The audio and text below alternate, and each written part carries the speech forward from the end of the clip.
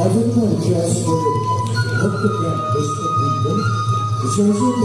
গভীর শিষ্যতা দেবতার জানায় অরিন্দম এসে অযোধ্যার চরময় পূর্ণ অবদান অবশ্য আরম্ভই পাত্রদের মহাপুর সীমান্ত ভাস্কর দেব প্রিয় কৃষ্ণ মাধব দেব একভাবে গোপালে অযোধ্যার খুব আরাধ্য করে